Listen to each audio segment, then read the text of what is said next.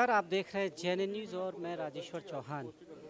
आज आपको एक ऐसी सत्य कहानी सुनाने आया हूं और ये कहानी आज की जनरेशन को ज़रूर जाननी चाहिए। कहीं भूल ना जाए उन वीर सैनिकों की गाथा, जिन 800 सैनिकों ने 28,000 सैनिकों को धूल चटा दी थी। बात 1818 की है। एक तरफ ब्रिटेन सैनिक और दूसरी तरफ पेशवा। युद्ध धड़ाधड़ चल रहा था। ब्रिटेन सैनिक जो थे वो इतर बितर हो गए, हाहाकार मच गया। अब पेशवाओं के सामने लड़े तो लड़े कौन, कौन ऐसे योद्धा थे? तो 800 योद्धा निकल कर आए जिन्हें महार कहा जाता था, और उन्होंने उस 28,000 सैनिकों को ऐसी धूल चटा दी कि फिर शायद उनके सबूत भी नहीं मिले। बात कर रहे हैं हम कोरेगांव की, भीमा कोरेगांव। और इस दिवस को मनाने की जो प्रथा है वो बाबा साहब ने शुरू की, और वो इसीलिए की थी कि जो आज का यूथ है वो इस कहानी को ना भूले। और ये एक दिन की कहानी नहीं थी। आप सोचिए, हमेशा ये इल्ज़ाम दिया जाता है उन योद्धाओं पे कि उन्होंने अंग्रेज़ों के साथ युद्ध क्यों किया, वो तो देश हित में नहीं थे। पर उनकी कहानी जाननी पड़ेगी। ये पीड़ा सालों पुरानी थी। अगर आपको ये पता नहीं है तो जानिए, पढ़िए कि उनकी कमर पे झाड़ू और गर्दन में हंडिया बांध के चलाया जाता था। महिलाओं को पूरे वस्त्र पहनने की अनुमति नहीं थी, अगर पहन लिए तो सजा दी जाती थी। ये पीड़ा थी उस समाज की, और आज देखिए वही समाज है ये। यहाँ तक पहुँचने में 1818 से 2025 है आज, और अब 26 में प्रवेश कर रहे हैं। इनसे यही पूछेंगे कि कितना बदलाव हुआ है, क्या वाकई कुछ बदला है या और बदलने की ज़रूरत है। लोग हैं देखिए। और आज पूरे देश को बधाई, कीर्ति दिवस है। बहुत बहुत पहले तो मुबारकबाद आपको कि ये इस तरह के प्रोग्राम आप ऑर्गेनाइज करते हैं ताकि आने वाली पीढ़ी भूल ना जाए उन सैनिकों की गाथा। क्या कहना चाहते हैं आज इस मौके पर? सबसे पहले तो मैं देश और दुनिया के सभी लोगों को भीमा कोरे गांव की गाथा के बारे में बताना चाहूँगा और शौर्य दिवस के बारे में बताना चाहूँगा कि आज हम जो भी हैं इन्हीं महापुरुषों की वजह से हैं। अगर ये ना होते तो शायद हम ना होते, और हम होते तो पशु समान होते, जानवर समान होते, जैसे हम 200 साल पहले थे। लेकिन इन्होंने 500 हमारे महार योद्धाओं ने 28,000 पेशवाओं को जो दोपहर 2 बजे से पहले तक काट करके धूल चटा दी थी, आज ये उसी की देन है। जो अच्छा पहन करके हम बैंक्वेट हॉल के अंदर अपने कार्यक्रमों को मना रहे हैं, ये इन्हीं की देन है। अगर ये ना होते तो शायद हम ना होते। याद करो उन दिनों को जब हमारे आगे हांडी और पीछे झाड़ू बांध दी जाती थी, और हमारी महिलाओं को तन ढकने का अधिकार नहीं था। अगर वो ढक लेती थी तो उसका टैक्स दिया जाता था। तो आज हम जो भी हैं अपने इन महापुरुषों की देन है। तो देश और दुनिया के लोगों को मैं भीमा कोरे गांव के उन योद्धाओं को नमन करता हूं, और देश दुनिया के लोगों को शुभकामनाएं देता हूं शौर्य दिवस की। कि ये शौर्य दिवस मैं फिर आपको आश्वासन देता हूं कि पूरे महीने मनाया जाएगा, कहीं ना कहीं पर मनाया जाएगा। पूरे जनवरी के महीने के अंदर ये शौर्य दिवस सभी लोग मनाएं। अपने यहाँ पर मूर्ति लगा करके, फोटो लगा करके पुष्पांजलि करें। मोहल्लों के अंदर, कॉलोनियों के अंदर जो सोसाइटी चला रहे हैं, संगठन चला रहे हैं, जो लोग चौकड़ी चौकड़ाट प्रधान जितने भी लोग हैं, वे सब लोग इस मनाएं। क्योंकि अगर ये गाथा हम भूल गए तो फिर दोबारा मनुवादी अपनी नीति चल देंगे और वापसी मनुस्मृति ला करके हमें उसी राह पर जीने पे मजबूर कर देंगे जो वो चाहते हैं। ये तो बाबा साहब डॉक्टर B.R. अम्बेडकर जी का संविधान है, जिसकी वजह से आज हम लोग जिंदा हैं, जो अपने अधिकार मूल पा लेते हैं। अगर ये ख़त्म हो गया तो हम ख़त्म हो जाएंगे। तो सारी देश दुनिया के लोगों को, भीमा कोरे गाँव के योद्धाओं को हम नमन करते हैं, शुभकामनाएँ देते हैं, नववर्ष की भी शुभकामनाएँ देते हैं। देखिए, सबसे पहले तो सभी देशवासियों को बधाई नववर्ष की। और इसमें जो भीमा कोरेगांव के जो हमारे 500 मैं कहूँगा योद्धा, वो हमारे भगवान थे जो शहीद हुए, जिनकी वजह से आज हम यहाँ खड़े हैं। और नारों में ये नहीं होते।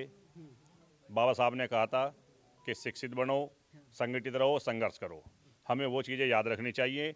नारेबाजी करने से, झंडा उठाने से कुछ नहीं होता। बाबा साहब के आदर्शों पर चलेंगे तो भूरे जो कोरेगांव में 500 शहीद हुए हैं उनको श्रद्धांजलि दी जाएगी। जी, क्या कहना चाहते हैं? शौर्य दिवस है, चारों तरफ धूम हो रही है, लोग उल्लास और इस देश को बड़े धूमधाम से मनाते हैं, क्योंकि उनके सैनिक, उनके सामने उनकी तस्वीरें आ जाती हैं कहीं ना कहीं। पहले तो नववर्ष जो अब हमारा आ रहा है, मुझे लगता है जो आज पहल की है हमारे सूद साहब ने, ये बहुत सराहनीय है।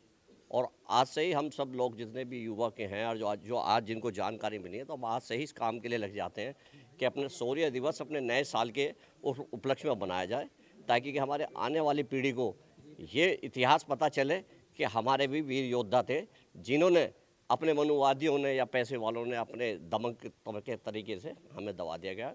और शिक्षा भी बहुत ज़रूरी है, और शिक्षा के साथ साथ उनको अपने इतिहास की भी बहुत ज़रूरी है।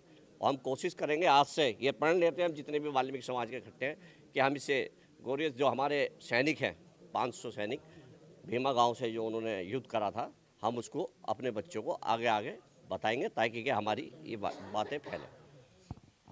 अमित जी, एक तरफ 800 सैनिक टोटल और एक तरफ 28,000 की फौज, क्या मंजर रहा होगा उस वक्त, मतलब सोचिए आप। और आज के यूथ को कैसे कनेक्ट करेंगे, सीधा सा सवाल ये है कि उस तरफ कैसे ले जाएंगे कि संख्या बड़ी होने से कुछ ज़रूरी नहीं कि जीत उनकी हो, कम संख्या भी जीत सकती है। उसके लिए आपको क्या करना है, कैसे कनेक्ट करेंगे?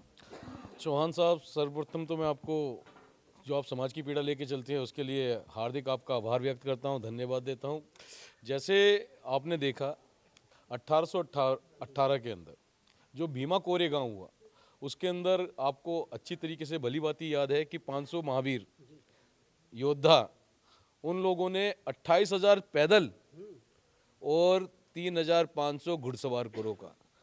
टोटल 31,500 थे, जिनको उन्होंने अपने तलवार के वेग से, अपने क्षमता के बेस पे उनको आगे नहीं बढ़ने दिया। और जो हमारा स्वर्णिम सुनहरा हमारा इतिहास रहा है, उसको दबाया गया था। परंतु आज आपके चैनल के माध्यम से, जितने बुद्धिजीवी लोग हैं उनके माध्यम से, आज समाज के युवाओं को बताने का समय है। क्योंकि इतिहास उसी का होता है जिसके हाथ में सत्ता होती है। इतिहास उसका होता है जो अपने इतिहास की जानकारी रखता है और आगे भी भविष्य में अपने समाज का निर्माण कर सकता है। तो ऐसी बहुत सारी गाथाएं, परंतु कल का दिन जो है हमारे लिए विशेष दिन है। 1 जनवरी 2026 जो 1818 के अंदर भीमा कोरेगांव के अंदर 500 महार योद्धाओं ने, 28,000 तो पैदल थे, मगर जब आप इतिहास पढ़ोगे तो उसमें पता चलेगा 3500 घुड़सवार भी थे, जिनको वहाँ पर अपने तलवार के बेग पे जीत हासिल करी। और जो भीमा कोरेगांव के जो स्तूप है जो महाराष्ट्र के अंदर स्थापित है, आज भी वो उस बात को दर्शाता है कि मान जाओ, सुधर जाओ, अगर नहीं सुधरोगे तो 500 महावीर जो जैसे लड़े थे, अब तो काफ़ी लोग भी हैं, परंतु हम लोग हिंसा नहीं चाहते। कारण क्या है कि बाबा साहब ने हमारे को संविधान दिया है, हम संविधान से काम करना चाहते हैं।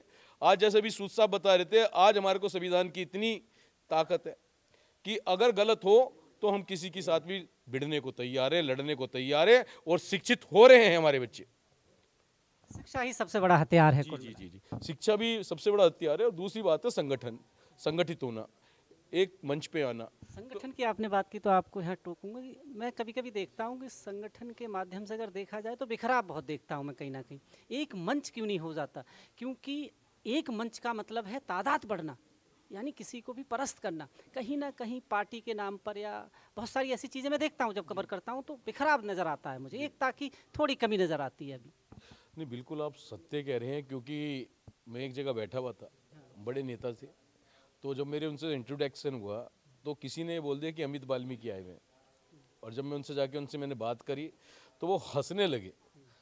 मैंने कहा साहब हंस क्यों रहे हैं? कह रहे यार तुम्हारे समाज में इतने लोग नहीं होते जितने संगठन होते हैं। मैं हंस पड़ा। मैंने कहा साहब आपने भी एक बात सुनी होगी। कह रहे हाँ। मैंने कहा जितने चिराग रोशन होते हैं उजाला उतना ही होता है। बस ये है कि जो संगठन चल रहे हैं वो सारे के सारे एक मंच पे आ जाएं, एक समूह पे आ जाएं, एक संघ बना लें, तो साहब कोई बड़ी लड़ाई नहीं है हमारे लिए। हमारे को सत्ता भी चाहिए, हमारे को समाज भी चाहिए, हमारे को शिक्षा भी चाहिए, चिकित्सा भी चाहिए, सब कुछ चाहिए। अब हम उसके लिए तैयारी कर चुके हैं। बाबा साहब भीमराव अंबेडकर का जो सपना था, उस सपने पर हम लोग चलना स्टार्ट हो चुके हैं। और जो भी आगे कोई भी विकृति हमारे सामने आती है तो उसके लिए हम टक्कर के लिए भी तैयार हैं। कैसे देखते हैं आज के दिन को आप? सबसे पहले तो मैं नव वर्ष की शुभकामनाएं भारत को देता हूं। नया साल लागू है। दूसरी बात, जो 500 कैंडिडेटों की बात है कि जिनका देहांत हो गया है और 5 पंडे भी थे। उधर कौरव की बहुत बड़ी सेना थी। उन 5 पंडों ने कौरव की सेना को धराशायी कर दिया था। तो हमारे वाल्मीकि नौजवान, कोई बात नहीं, मारे गए हो, लेकिन आने वाली पीढ़ी में ये महसूस हो गया कि उन्हें ये भी दिख गया कि इन 500 कौरवों में, 500 पंडों में जो सौर देश में फेमस हुए हैं और जान गंवाई है अपनी, वो समाज को एक दिव्य दृष्टि की तरफ से देखा जाएगा। लेकिन दूसरी बात यह है, एजुकेशन है। एक कहावत है, तेज धूप में कौवा प्यासा, पानी की थी कहीं न आशा, एक घड़े में थोड़ा पानी, देख हुई उसको हैरानी, कुछ सोचा कुछ लाया कंकड़, लगा डालने एक एक कर, जो कंकड़ पड़ती जाती त्यों पानी चढ़ता जाता, ऊपर तक पानी चढ़ाया, मेहनत का फल उसने पाया, पानी पीकर प्यास बुझाई, मेहनत का फल है सुखदाई। मेहनत बहुत बड़ी चीज़ है, शिक्षा बहुत बड़ी चीज़ है। शिक्षा से ही सबका उद्धार है। मेरे पास भी पुराने टाइम में 5 डिग्रियां हैं। मैं भी 5 डिग्रियां हैं मेरे पास। मैंने 5 डिग्रियों से, बहुत गरीब घर का बच्चा हाँ मैं भारत के उस स्तर पर पहुंचा। मैंने मोदी कैबिनेट में अपना हिस्सा ले लिया। एक दीवे की बत्ती में पढ़कर, एक दीवे, छोटा सा एक कंच का दीवा था, उसमें पढ़ता था मैंने उससे 5 डिग्रियां प्राप्त की है। और राजनीति स्तर पर मैं इसी सरकार में राज्य स्तर पर भी आया। तो मेहनत करने से ही सब कुछ होता है। धन्यवाद। ज़्यादा नहीं कहूँगा। शिक्षा सबसे बड़ा हथियार है हमारा। शिक्षा सबसे बड़ा हथियार है। जी, कैसे देखते हैं? शिक्षा ही प्रथम सबसे बड़ा हथियार है, और अगर शिक्षा आपके पास है तो आप कोई भी पोजीशंस ले सकते हैं समाज में या सरकार में। सबसे पहले मेरे तमाम जितने समाज के बुद्धिजीवी आए, मैं उनको बहुत बहुत नव वर्ष की हार्दिक शुभकामना दूंगा, और तमाम देशवासियों को, अपनी ओर से देशवासियों को नव वर्ष की हार्दिक शुभकामना दूंगा। जिस तरह आपने कहा, तो मैं भी इस बात पे एक बात जरूर कहूँगा कि संघर्ष के साए तले बेदाग जवानी चलती है, कि संघर्ष के साए तले बेदाग जवानी चलती है, जिस ओर जवानी चलती है उस ओर जमाना चलता है।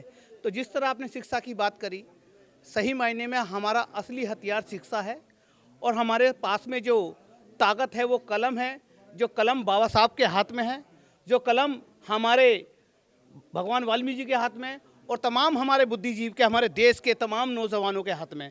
तो इस मीडिया के माध्यम से, तमाम समाज के माध्यम से मैं ये एक उद्देश्य देना चाहता हूँ, इस नए साल की अवसर पर तमाम हमारे नौजवान, जितने हमारे साथी भाई हमारे साथ काम कर रहे हैं, खासकर अपने बच्चों को शिक्षा पे ध्यान दें, खासकर अपने परिवार को अपने शिक्षा पे ध्यान दें, और आने वाली योजना, जैसे हमारे बड़े भाई सूद साहब ने कहा कि हम लोगों को एकजुट होकर तैयारी करनी पड़ेगी, एक झंडा डंडा के बीच में आना पड़ेगा। पूरे तमाम देशवासियों को हमें एक उद्देश्य देना पड़ेगा कि हम लोग एक साथ रहे, शिक्षित बने, संगठित रहे और संघर्ष करें। धन्यवाद। जय हिंद, जय भारत।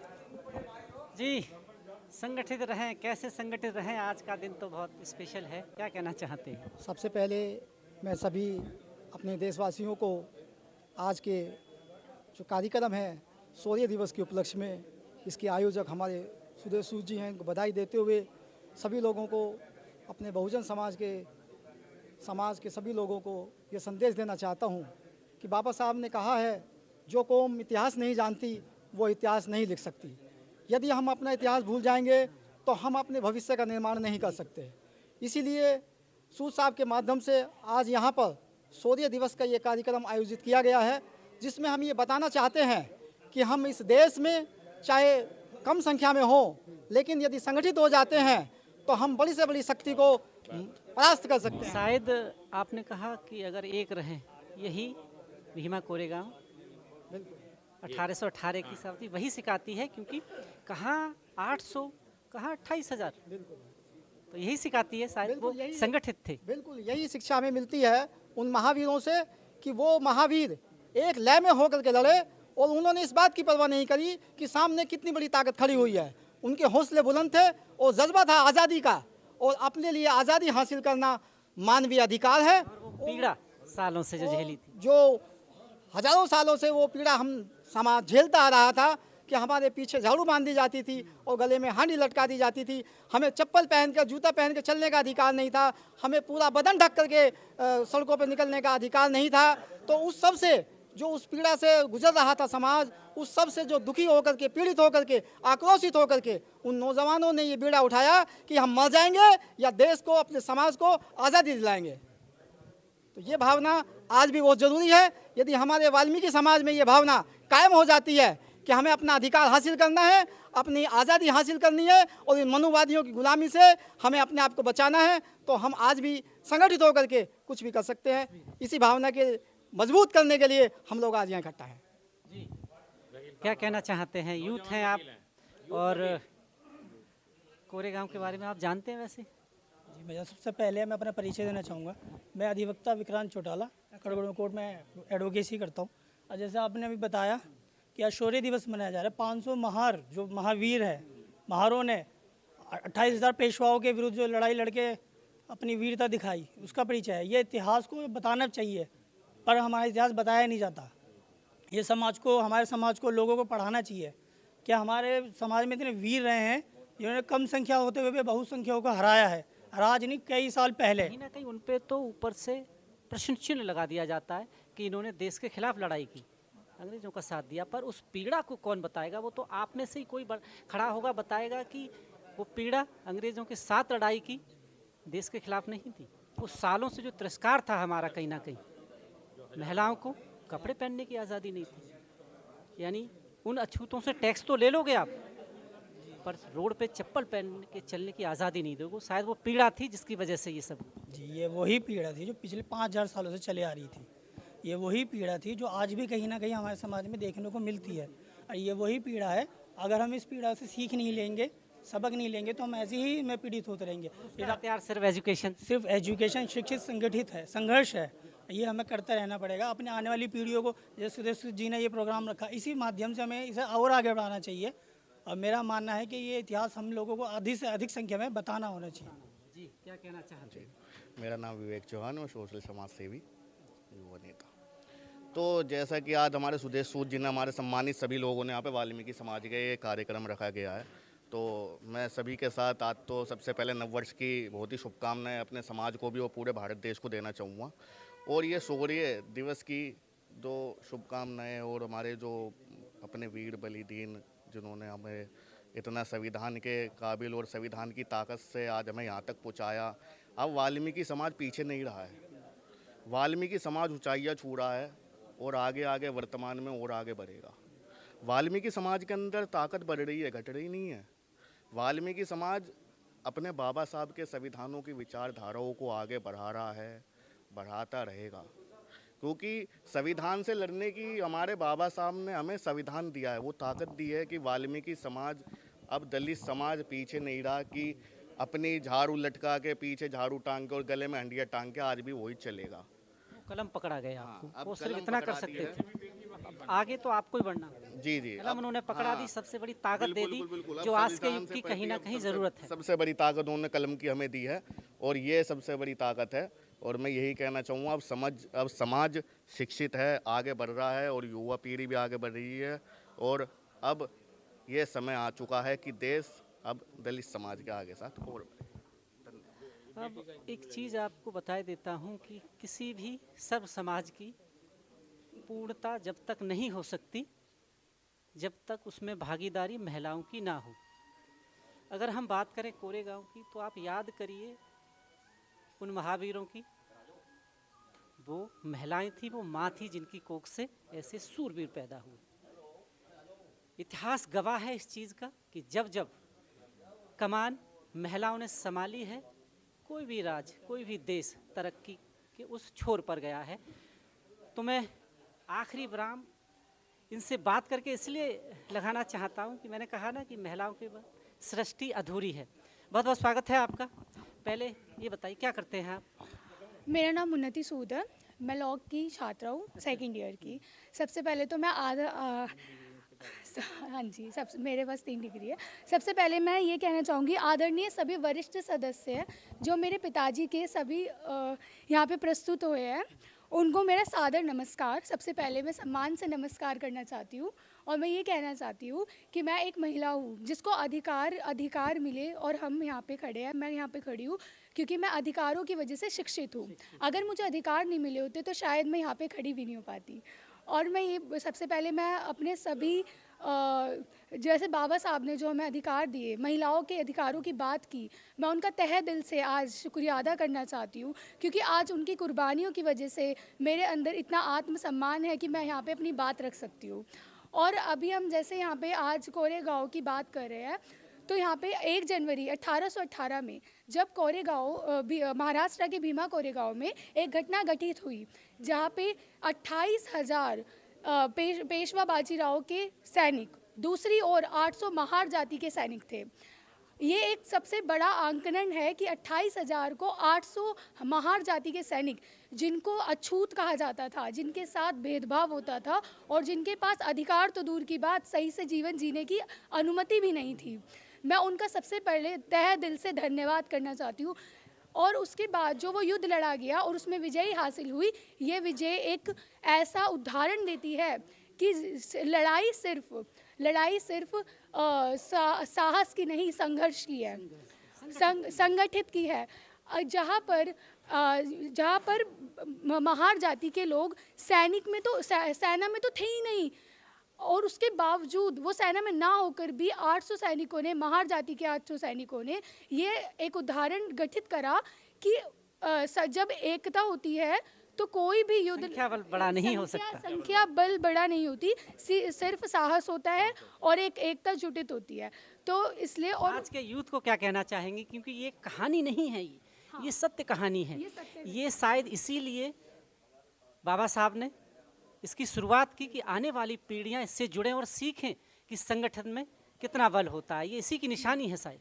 मैं ये कहना चाहूँगी, जो स्तंभ खड़ा किया गया ये एक ऐसी निशानी है, ये सिर्फ स्तंभ नहीं, ये उन सैनिकों की साहस की गूंज है जो आज हमारे हृदय में अपना स्थान रखती है। मैं सिर्फ ये कहना चाहूँगी कि आज का युवा आश्वासन देता है कि हमें न्याय के लिए लड़ना है और अपने समाज को संगठित बनकर न्याय दिलाने की बात रखनी है। हम किसी भी जगह पर खड़े होकर अपने समाज के लिए कार्य करेंगे और करते हैं और करते रहेंगे। जय भीम, जय संविधान, जय मूल निवासी। अब 1818 की वो महिलाएं जिन्हें पूर्ण वस्त्र पहनने की अनुमति नहीं थी, और आज मैंने आपको मिलवाया है 2025 की महिलाएं जो दृढ़ता से अपनी बात रखती हैं। ये गौरवशाली इतिहास के पन्नों में कहीं खो ना जाए, इसलिए इस यूथ को बात एक धर्म या एक समाज की नहीं है, बात पूरे भारतवर्ष की है कि उनको इन शूरवीरों के बारे में भी जानकारी होनी चाहिए। और इसीलिए शायद बाबा साहब ने जब वो स्तंभ की स्थापना की थी तो उनका मेन मकसद ये नहीं था कि लोग पिकनिक मनाने जाएं, वहाँ पर कुछ तस्वीरें निकालें और अपने घर चले जाएं। आखिर सीख क्या देता है वो स्तंभ?